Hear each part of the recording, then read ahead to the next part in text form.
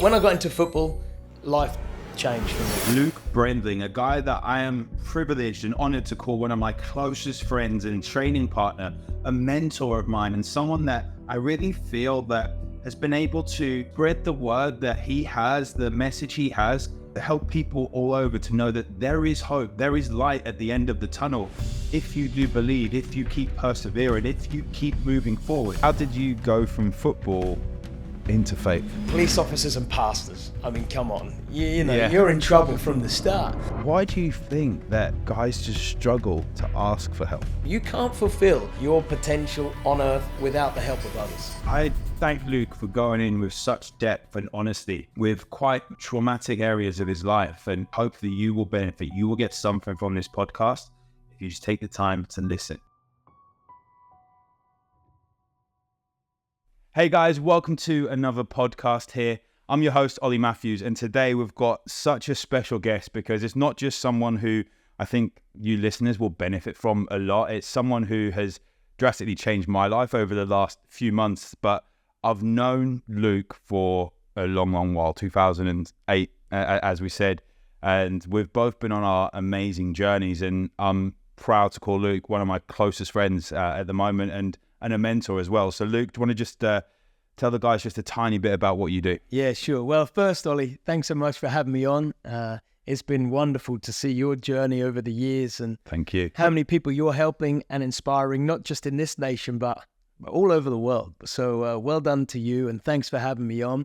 But yeah, these days I'm what's called an itinerant minister. And so we're going to get into that in a moment. But basically, I spend my life on the road, traveling, preaching and teaching in various churches, conferences, to all different types of peoples, different denominations, and helping people on their journey when it comes to faith. So I love what I do, and happy to unpack it a bit more in a bit.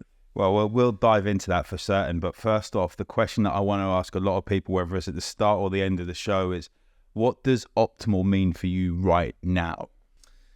You know, I've been thinking about this past week, and to me, optimal means, to me, being the best version of myself spiritually, mentally, emotionally, and physically. Okay.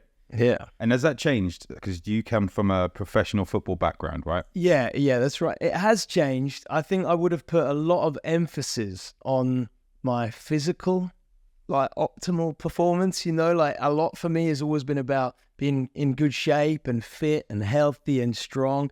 And so certainly as I was younger, if I wanted to be optimal, I would have just really focused in on the physical elements. Whereas as I've got older, and I'll be 40, soon, next year, summer.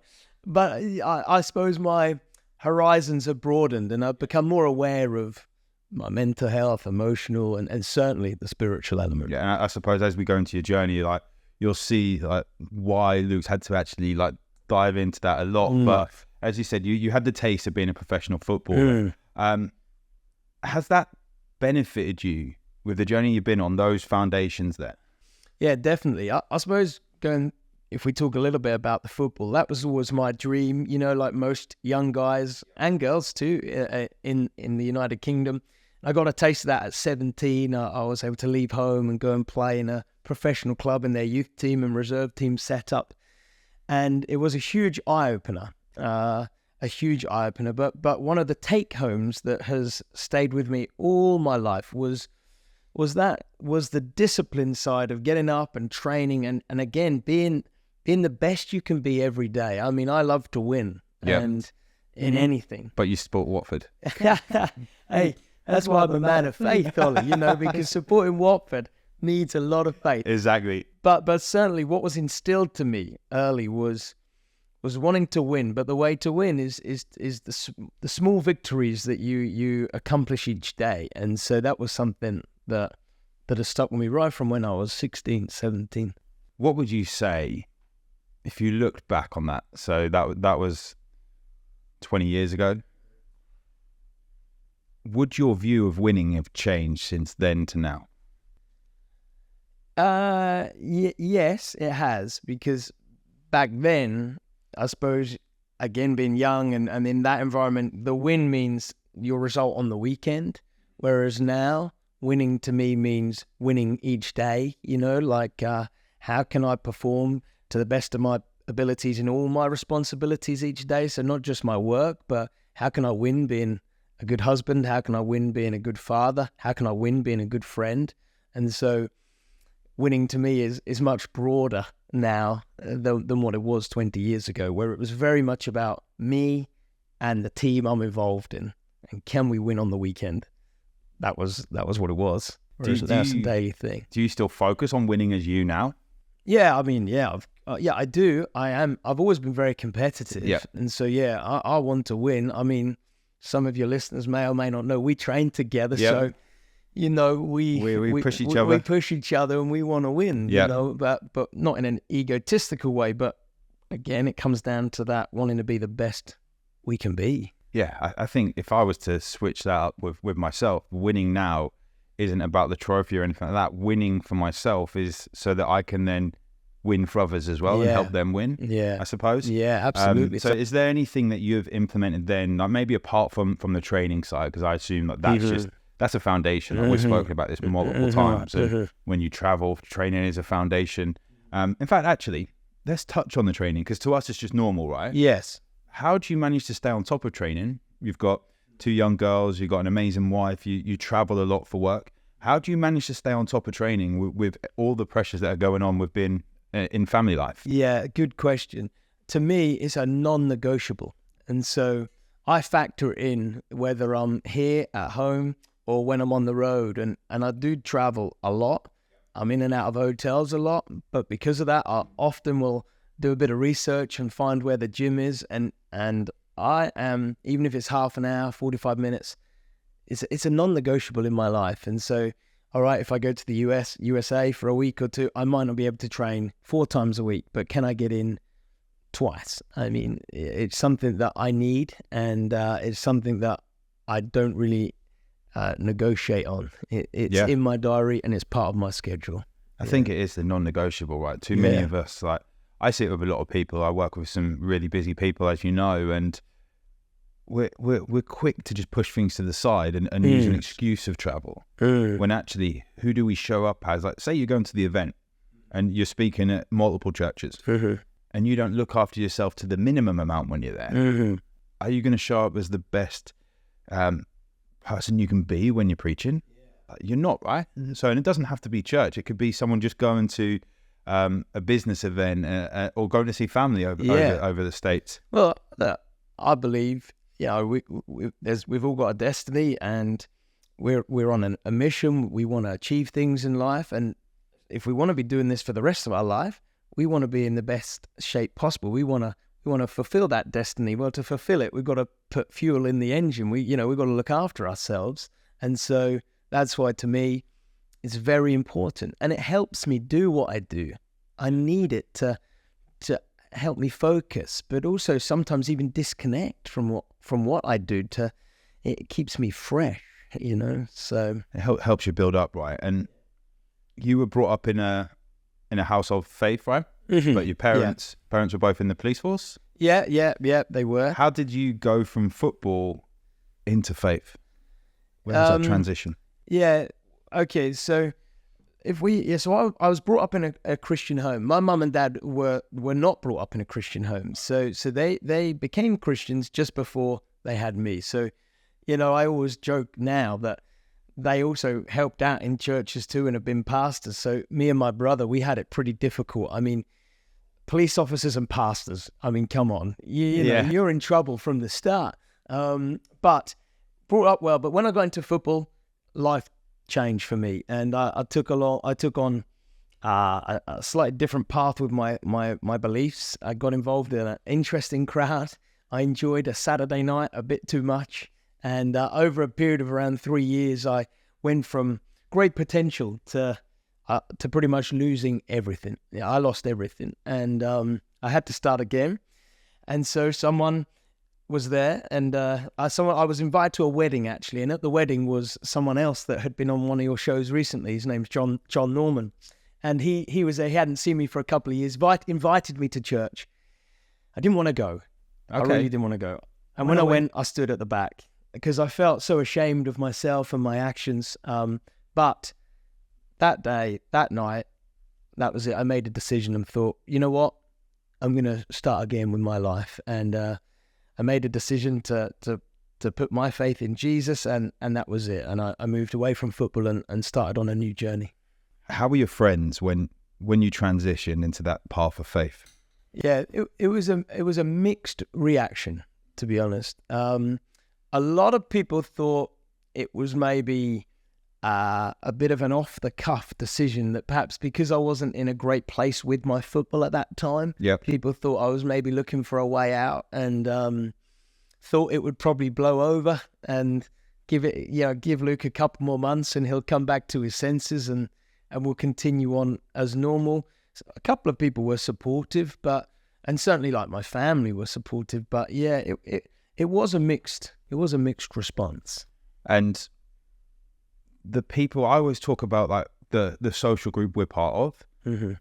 Sometimes we have to change them to go on our path. Are you still close friends with some of those that were in that social group? Have they adapted? No, I'm not. No, I had to have a bit of a clean break, to be honest, Ollie. In fact, what I did was I was living away from home. I moved back to Norwich within 6 days, and I started again. And then I went to Italy with my cousin for 2 months without my phone. And we switched off, and I did 2 months over there and just spent time traveling around Italy, and just pressed the reset button on my life, and literally thought, what am I going to do with my life? Which is a whole nother question, because up until then, I'm now 20 years old, and everything I'd known was football. And now I don't know what I'm going to do. I just knew I had to get away from everything and start again. And where was that moment that, obviously you've been to church, you said that you made that commitment there. Where was that moment that you realized your path is in sharing God's message? It took about 10 months after making that decision. In fact, I thought I was questioning my decision, because I'd come away from football. I didn't really know now what I was going to do. I was going to church each week, and then on one particular evening, I had a conversation with someone who asked me outright, what did I want to do with my life? I had no idea whatsoever at that point. And anyway, I don't want to go super spiritual here for everyone, but he offered to pray for me. And as he prayed for me, I felt I heard two things in my spirit, which was I was going to leave the country and speak and teach things from the Bible. I mean, I thought I'd maybe had a dodgy pizza, the night before. But that was the gluten. Yeah, the gluten. But in it, that I thought if that's where I'm leaning towards, then I'm going to have to go and learn about that. And so 6 months later, I ended up on an aeroplane to Australia, and I enrolled in a Bible college over there, and did 2 years over there. And then it became more clear to me that this was probably going to be now the path that I walk for the rest of my life. So how long from choosing that path were you able to fulfill that speaking overseas? Well, not including Australia. Yeah, I know. Well, actually, what was quite amazing, the Bible college I was a part of back then ran around 1,000 students. Yeah. And within my first 6 months, one or two of the staff there had spoken to me and felt, having heard me speak a little bit to other students in smaller settings, they felt there was a gift to communicate on my life. And so it was identified early, but it would then be about 2.5 years after then when I finally sort of stepped out and did my first sort of talk, especially overseas. It would be in the Netherlands, actually, in Holland, middle of 2008, not long after we met. April 2008 was my first engagement overseas, and it was quite amazing, really. I spoke, it went really well, and it turns out there was someone else in the audience who also ran quite a large event a couple of weeks later, and their speaker from America couldn't make it, and his name was Luke, and they'd advertised for this event. That, yeah. And then they said, would you like to fill in 2 weeks later? So So I flew back to England and then flew back again the following weekend. And this time there was about 1,000 people there. Wow. And yeah, it really just grew from there. Had you spoken in front of a lot of people before? At that point, no. I had done one thing for 3 minutes to about 2,000 people, but not 30 minutes to 1,000 people. So you made the decision to go overseas, study in Bible college, and you knew that you wanted to speak in front of people. But there was a 2.5 year gap before you had that big speaking. How did you deal with the patience of waiting until the opportunity came? Well, it wasn't that hard because I didn't fully know what it actually looked like, so it wasn't too hard. And I was very young. I mean, I was 23, 24. As I said, I'd been involved in football, so I didn't really know what speaking in front of people looked like. It wasn't too hard, actually, because I had to prepare. I wasn't ready before then. Okay, so you've had this period, you've gone through football, you're now speaking. Are you now an itinerant minister? What is that? Well, I wasn't actually. No, not then. I've been an itinerant minister for the last 7.5 years. Okay. But prior to that, I went to work for a church where I was a pastor for over 5 years. So again, that was tremendous for me. I loved it. I got to be a part of a great church in central London, and that allowed me to hone my skill. I would do some of the speaking and the teaching, but I also had a number of other responsibilities as well. But it was only after I did 5 years of that, then the opportunity presented itself for me to launch out and to start traveling even more extensively and speaking in a number of churches and conferences. And so what it is, an itinerant minister, itinerant means traveling. And so I'm a You've traveling never actually told minister. me it in that way. The amount of times I've asked. I get asked a lot. I get asked a lot of people saying, what does that actually mean? It just means a traveling minister. So, you have pastors that will stay at home and look after their flock. I'm someone that sort of goes out to various flocks and hopefully bring a word of encouragement, a word of teaching that's going to help them where they're at. Okay, so you build up all this faith. Like, what's been a moment where you've had to truly question your faith? Well, there has been many moments, Ollie. I have to say, it hasn't all been straightforward, but one of the biggest things that really challenged my faith was something that took place in 2015. April 2015, my wife and I, we were expecting our first child, a little girl that we had called Elle, and we were just days away from the due date. We had bought our first home. Yeah. We had decorated the nursery, and the car seat was in the car. Everything was ready to go. But on Lisa's final checkup, my wife Lisa, they couldn't detect a heartbeat, and obviously that was very unexpected and a huge shock. And so what made that harder was, as a Christian, we have a faith in God, and as someone that would teach others about God, and then you find yourself in this place where your first child, who you're very excited to meet, is now no longer alive. So yes, that was very challenging. And how did you get that faith back? Well, I mean, look, I didn't lose my faith, but my faith was really challenged. Okay, yeah. I was angry with God, really angry with God. I had many questions for him. How did this happen? Why did this happen? I'm living for you, but doesn't seem to have done any good on this occasion. And so the first month was incredibly difficult. The first year was hard. When you lose a baby or a child, especially one like that of full term, we held her. I mean, we held her for 3 days, Ollie. I held her for 3 days. It made it very difficult. And that first year, going through your first Christmas, the Father's Day, the Mother's Day, those firsts were very challenging, especially with my faith in God. But I always believed that a faith that cannot be tested is a faith that cannot be trusted.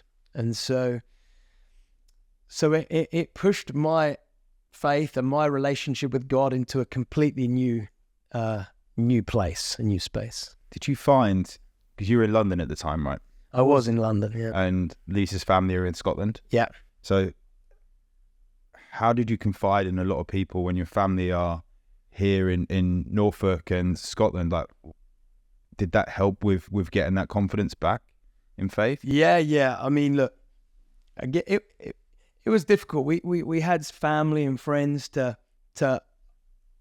open up to, but a lot of people that we knew or were in our sort of close circle hadn't experienced what we had experienced. So we actually, to help us and help the healing process, we had to get some external help. So you asked for the help? We asked for help. Well, I say we asked, Ollie. The funny thing is, as someone who helps others, I thought it'd be a good idea for my wife to get extra counselling. Okay. And then she said that, yeah, but maybe you should come along. So initially, I went along to support her, but not necessarily for me to receive any help. But it became apparent that I needed to be able to process and talk through my feelings and my challenges. And so, yeah, we ended up seeing a bereavement counselor for about a year, and she was brilliant. She was so good. She really challenged me and helped me. How did you know? So there's a lot of guys that listen to the podcast, and one of the things I've always realized of guys around our age and a little bit older, like the generations before us, is asking for help. It seems to be seen as more of a weakness, when the generation below seem to be like they're asking for loads of help, but it seems more of a strength. How did you know that you needed that help? You went for Lisa, for her to be there, for wanting her to have the extra help.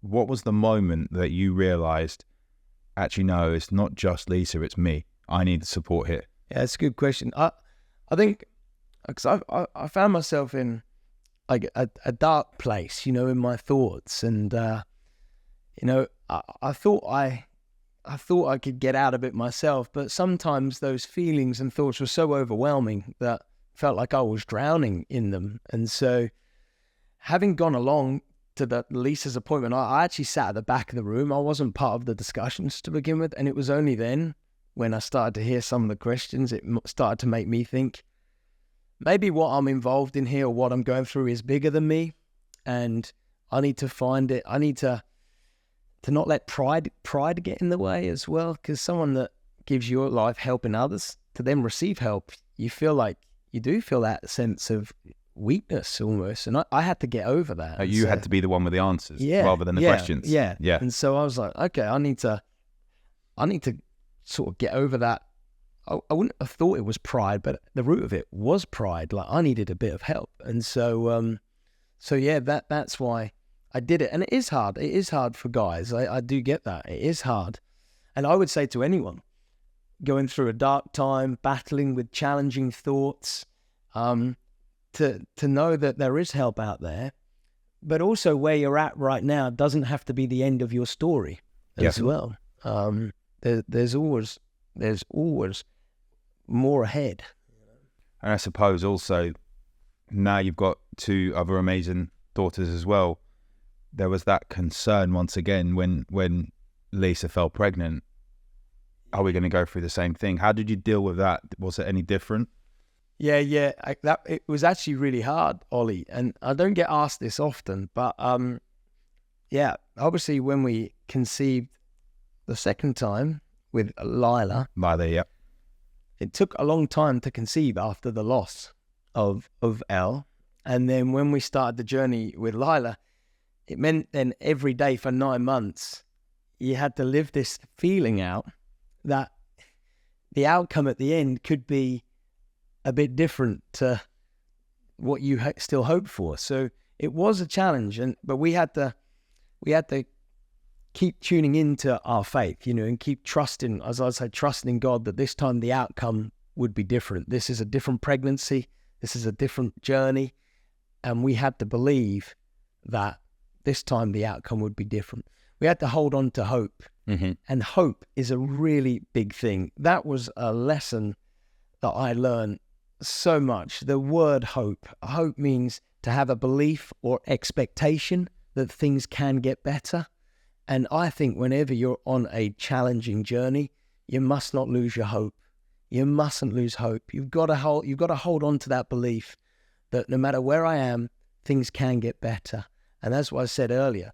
Whoever's listening to this, where you're at right now, whatever you're dealing with, it does not have to be the end of your story.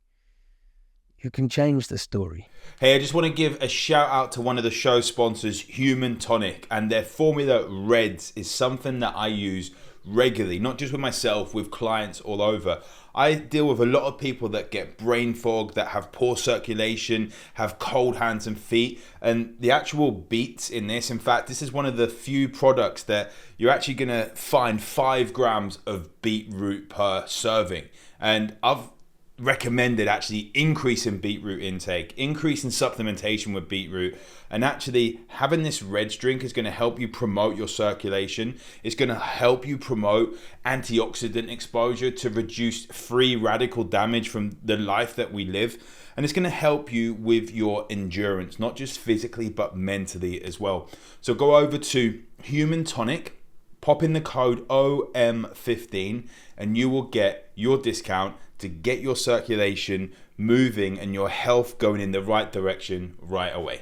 I think it was yesterday in chapel, they were talking about the leadership side of things and how we can change. Like, we have this journey, but we have to have this kind of unbelievable faith that God has our back.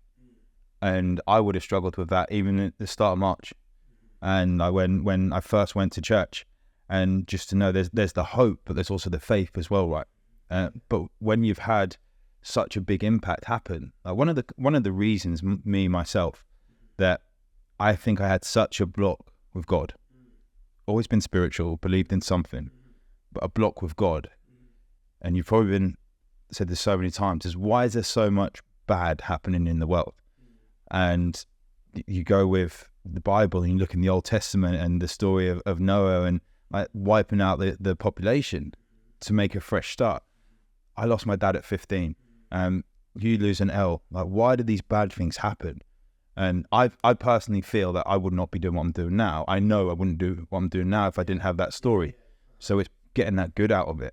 Yeah. When was the time, and I assume this is the case, that you were able to say, actually, I can use this story to now help others? Yeah, that's good. Yeah, well, like I said, the first 3 months it was very raw, and I couldn't think like that for a while. But probably about 6 months after I started to, I like to write, and so that helped my process. I started to write down my thoughts and feelings, and the more I researched into what happened to us, the more I thought, well, actually, I feel like God's almost entrusted me with this pain that if I can push through it, if I can learn from it, then I can perhaps use our story, one of like perseverance and one to keep going and one to not walk away from your relationship with God, that would go on to inspire others. So it was probably about 6 months after where I started to think, all right, I reckon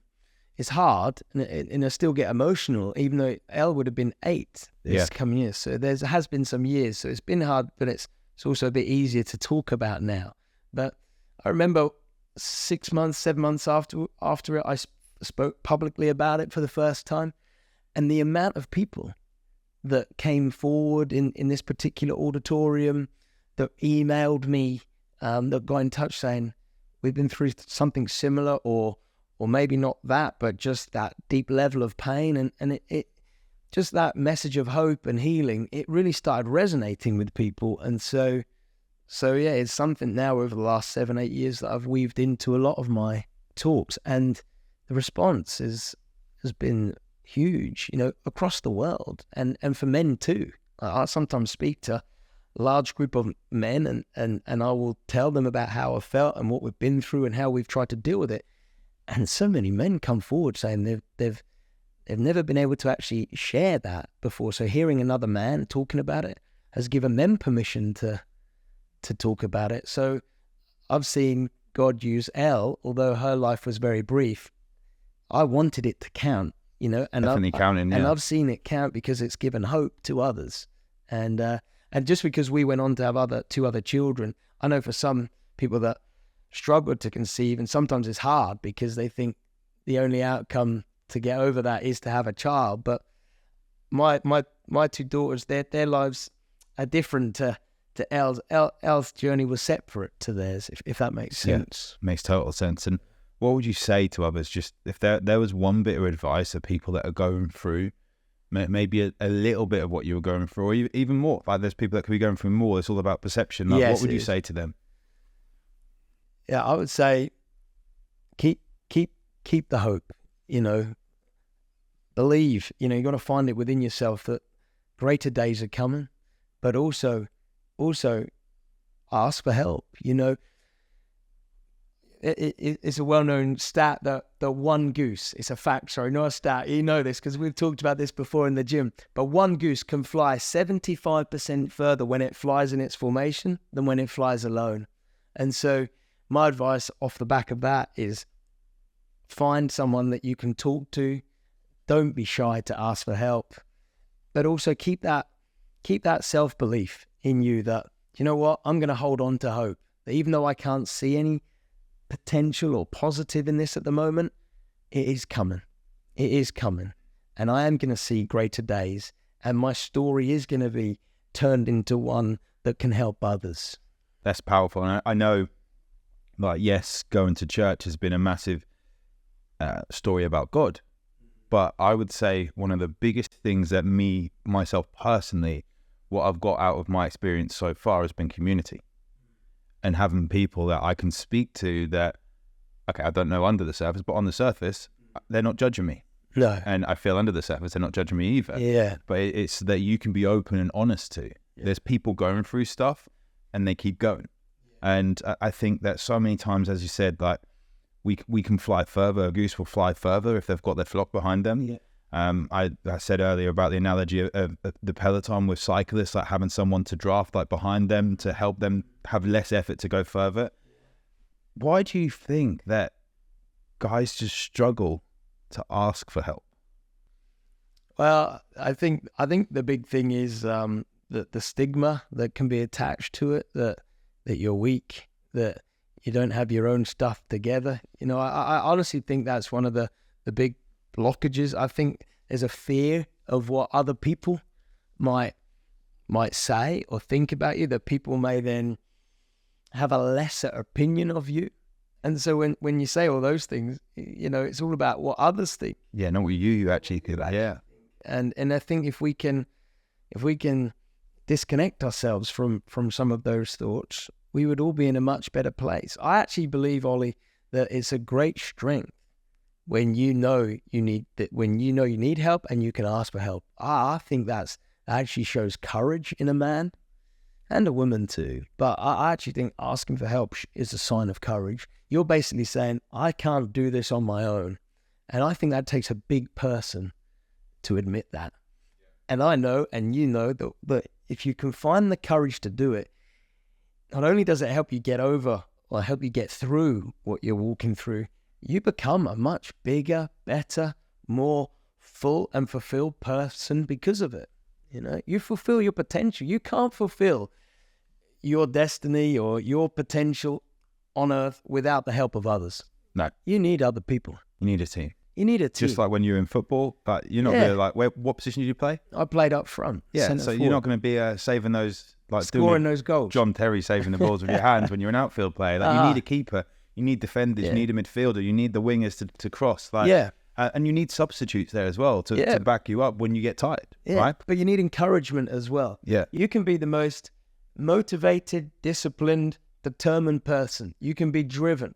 But at the end of the day, every single person I've ever met in all different walks of life, we need encouragement just to spur us on that little bit more, just to say, come on, there is a little bit more in you. You can do it. Or, hey, how you doing?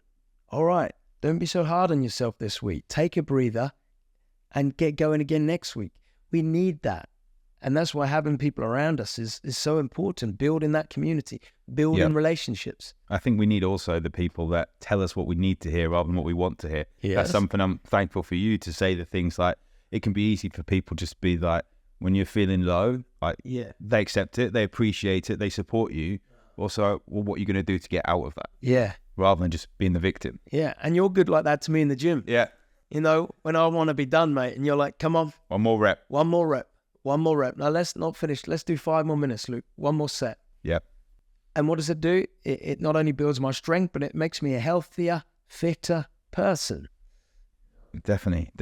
Let's talk into the thing, and this is something that I asked John with when he came on, John Norman, and it said about one thing that I've seen personally, and we've spoken about this firsthand, is that when I declared my faith, when I gave myself over to God, and back in March, or say April time, end of March, April, some people got their backs up.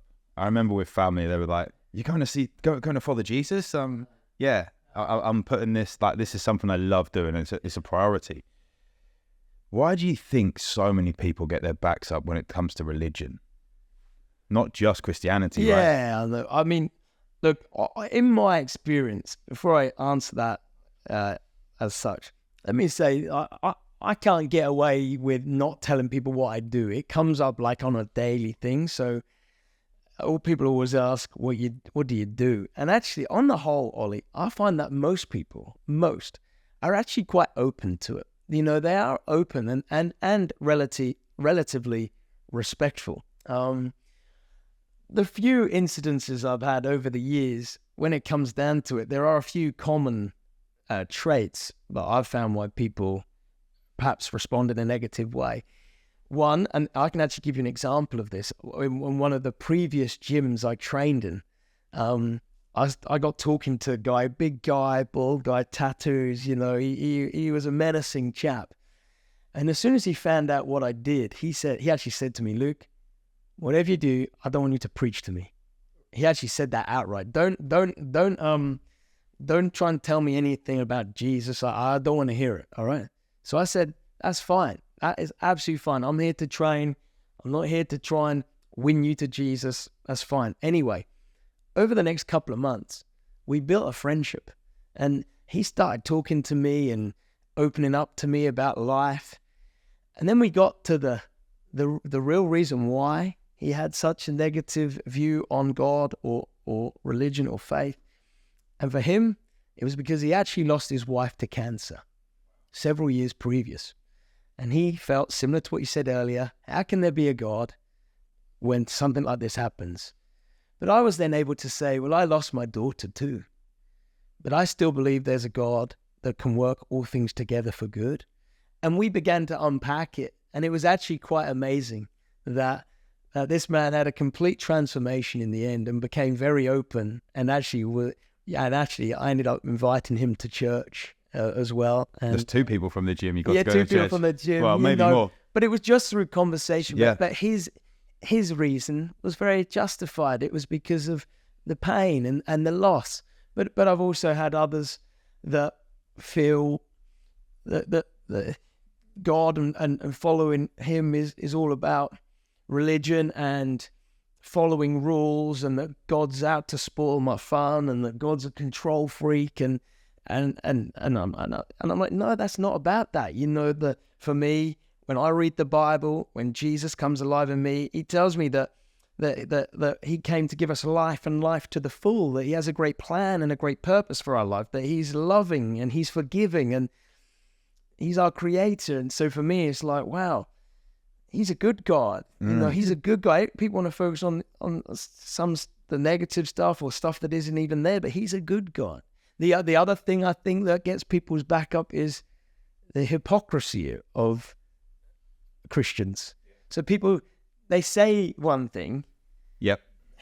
but they live a completely different way. And so then people say, I don't want to be a part of that because I know what they're like, you know, and they're trying to preach to me and teach to me, and yet they're out doing this and doing that, and they're saying this and gossiping about that, and and it sends such a mixed message that people say, I'll be better off without that. But again, that's not the heart of God. Yeah, it's powerful when we look at that stuff. And one of the things that I want to clear up from what John said in chapel is like that you pushed me to come to church. You got me to church, but there was no preaching of come to church, right? Uh-huh. So the story of, we can actually go into like how we got back training, right? Yeah, go on. Yeah, The story, what happened is that back in December, was it December? Yes, Yep. December. So you were in London for... I was in London for 5 or 6 years, and then we were in the sort of near Kent, East Sussex area, for 6 or 7 years, and I was commuting into London. Yeah. And my wife, and we were out of Norwich for 13 years. Yeah. So there was like 2008, 9, I left the gym I was working at. You started talking, and we'd been connected on social media, but maybe some likes and maybe the odd comment here and there.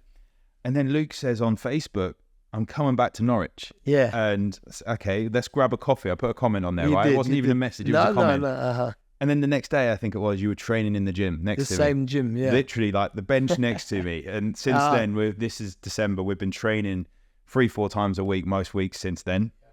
Yeah. And then March came, and I don't know what it was that I think I'd been away. I'd spoken in Miami. I had exposure to mold, but there was something going on in my body as well. It's also the time, March is when my dad's birthday was. So it was the first time I'd missed my dad's birthday because I was speaking on my dad's birthday in America. And so I came back and was like, I feel this pull, I feel this drive. And I remember our conversation, I said, I want to come and see what Soul Church is all about. You're like, great, come along, you can sit with Lisa and I. And so I went along with Laura, my wife, and here we are now, right? So yeah, exactly. And to think that the community has opened up, that John Norman has he's come here, sat in that seat with the podcast, like the stories we've had, and it's never been, a pushy thing. It's always been, as you say, lead by example. It's relational, exactly. Isn't it? And when we spoke, we share commonality, not just in training, but also in grief. You know, you're losing your dad at a young age, incredibly painful. Myself and Lisa losing a child, you know, although when I say lose, I don't mean lose as in lose your car keys. I know where she is. I know for me, she's in heaven and I will see her again. Yeah. But we shared that grief. So I think in our discussions in the gym and building that relationship, you know, you could see that, all right, he's moving in this direction. What's it all about, you know? And I don't believe that you need to force it down people's throats. That if you live a life where you stay as true to what the Bible teaches you to do, people are attracted to that and want to see what it's all about, you know? I don't think it's just the Bible either. I think it's integrity. Well, integrity, absolutely. Like when we look, I've got on my quote there, the Proverbs, like whoever walks in integrity, like basically like, it is about whoever makes his way straight. I can't even see the quote now. Whoever walks in integrity walks securely, but he who makes his ways crooked will be found out. Proverbs 10:9. Exactly. I've got that on my phone and I still can't remember it fully, but I see that as integrity. Yes, and, that's it. Don't tell someone to do something unless you're prepared to do it yourself. Good, yeah. Don't say you're going to do something unless you can do it. Like when I say to people, I'll be there, I'll be there. Yeah. If I say I'll try to be there, I probably won't. I haven't made that 100% commitment. But if I say I'm going to be there, unless something, sickness or something has happened or an emergency, it's being there. And I think that not just with God and with faith, just the integrity side of living as a modern man. Yeah. Like we could all do with a bit more of integrity, right? Integrity and authenticity. You know, that you are who you say you are, not just in public, but in private. Yeah. The whole thing of like doing what you said you do when the people that you said you were going to do it to are no longer present. No, but people are drawn to that. Yeah. You see, people are drawn to that. I'm not saying you're going to do ice baths every day. No, you won't get me in your ice bath. No, mate. Exactly. So talking about believers and miracles, I know there's been a story that we said about recently that, again, I asked this question to John with like people that have turned up and said they're a non-believer, like, and they may have a reason for it, but now you see them as a follower. Has there been a story that has changed someone's belief that you can touch on? Yeah, I mean, look, we could be here we could be here all night, and I could share so many stories and so many people, young and old. I mean, like young and old. It is quite remarkable. Because people that attend my talk, sometimes the children sit in the meetings. Other times there's people there I've spoken to that are 90 years old that have been encouraged and inspired by what I've had to share. But recently, I was speaking in another country, and I was doing a talk to some leaders on the Saturday night, and then I'd be speaking all day on the Sunday. And on the Saturday, a leader came up to me, a girl, and she said that she was telling me some of her story, that she was actually adopted as a child and into a beautiful home, wonderful parents, actually Christian parents. And so she lived a good life. But when she got into her 30s, she wanted to find out who her dad was, or make contact with her dad. Anyway, this happened. She found him. She got in touch with the dad. When they got to speak, she found out that he was an atheist, and completely different to the environment that she had been brought up in. But they begun a friendship, a relationship as such. Fast forward 4 years, and until just a month or two ago, and this guy, he's going out on holiday, and he had spoken to his daughter saying, I'm going out, and someone's given me a book, but, I've got other things on my phone I'm going to read, but blah, blah, blah. Anyway, he's on holiday, his phone breaks, or his Kindle, whatever it was, and he couldn't read.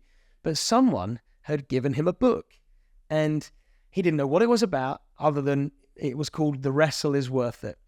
And so his daughter hadn't given him this book. Someone else had given him this book.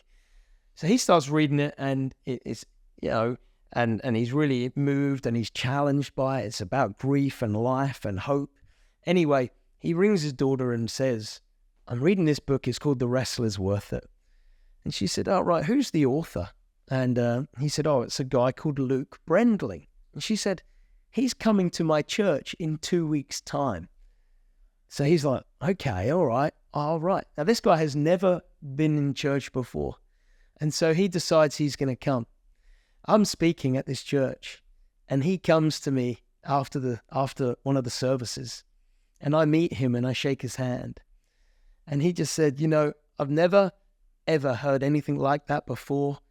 I've lived all my life in this way, thinking this, thinking that, but I'm lost for words.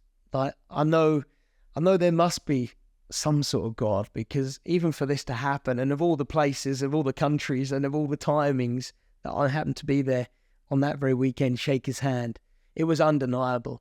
And he said that he will come back, and that he's way more open to this way of living than before.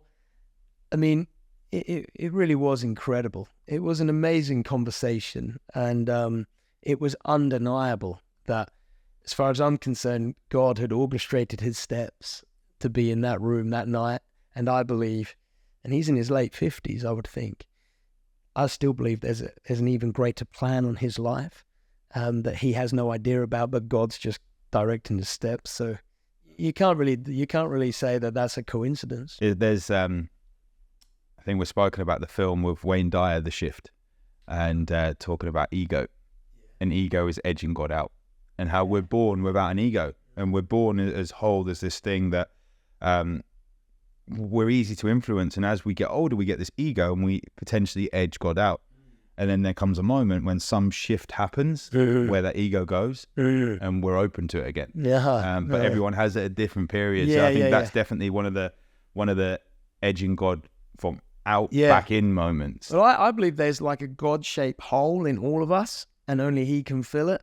And my prayer is that people find that, as soon as they can. That relationship with Iron Him. Man, like, how you got going on there? I trust you to turn it into superheroes. something about Iron Man and superheroes. Anyway, what can people do in order to kind of step into their own? So they feel there's something there. They're a little bit worried about people's perception, as we've said.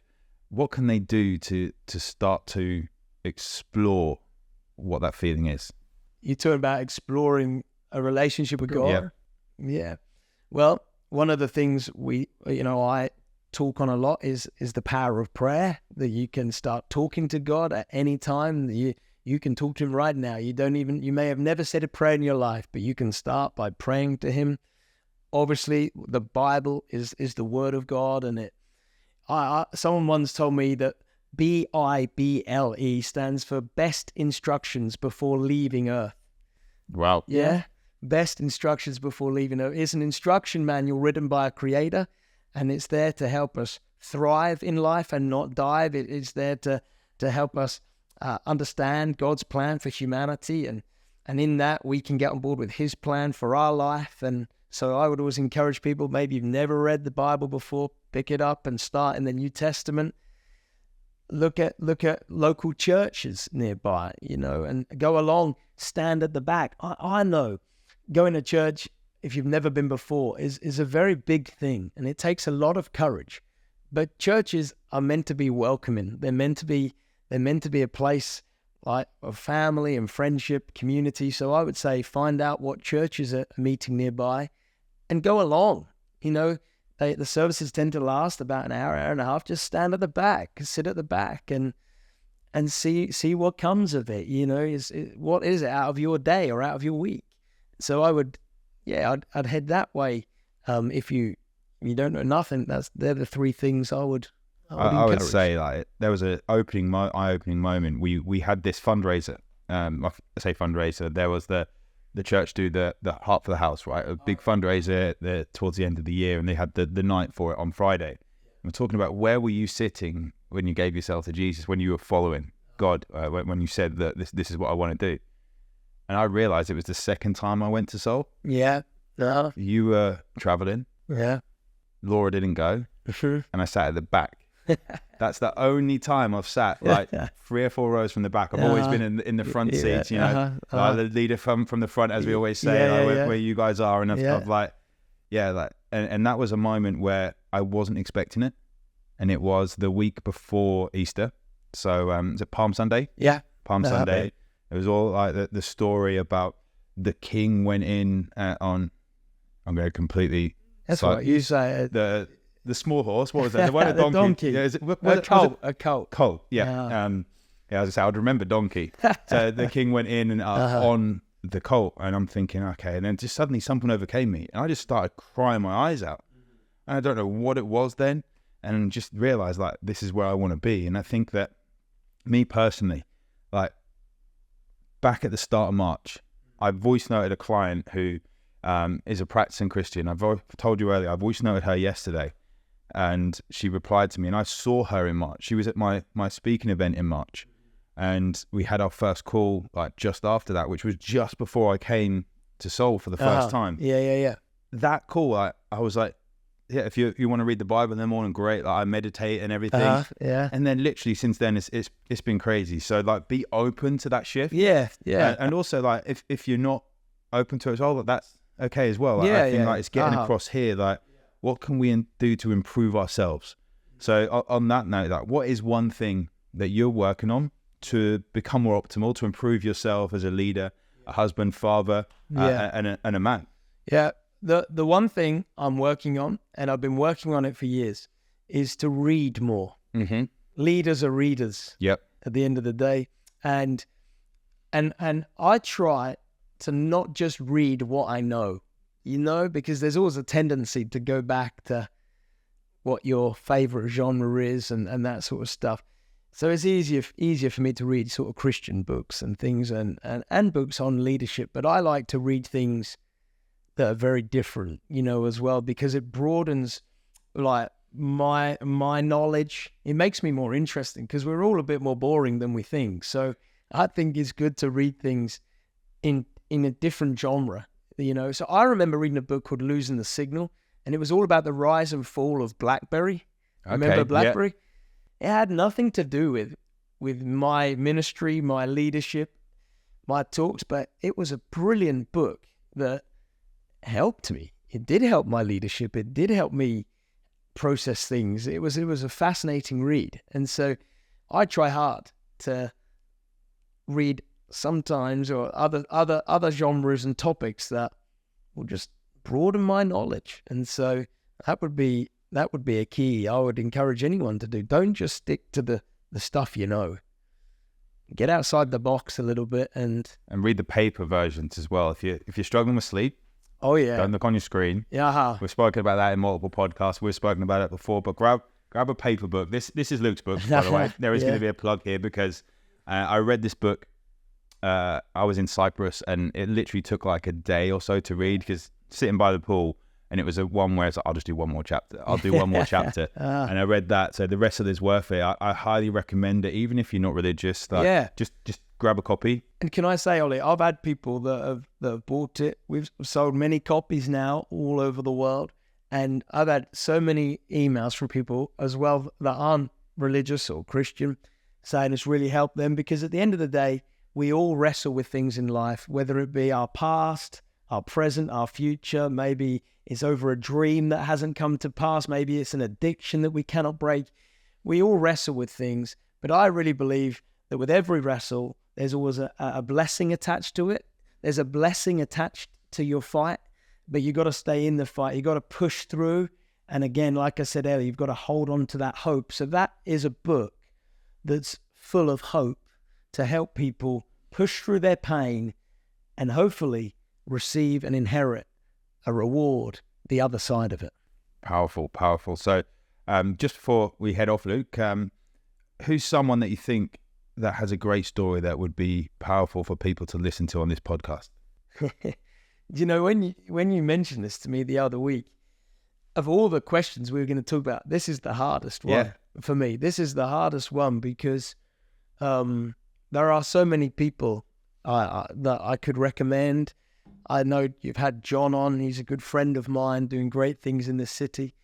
Another great church leader that I get on with very well, who runs a very large church in London. His name is Pastor Tabu Mariah, and he's a South African man, but doing phenomenal things. And I enjoy working with him. He always challenges me and encourages me, and so he would be someone I would. We'll have to get connected, and I'll travel to do the recording there. It won't be in confines of my office. So, Luke, how can people get in touch with you if they've got any questions to grab the book, or maybe someone wants you to speak at their... Yeah, of course. I mean, the best way is lukebrendling.com, although my website does need a complete rebrand, similar to what you have done very recently. You know, we need a facelift, but the website, lukebrendling.com.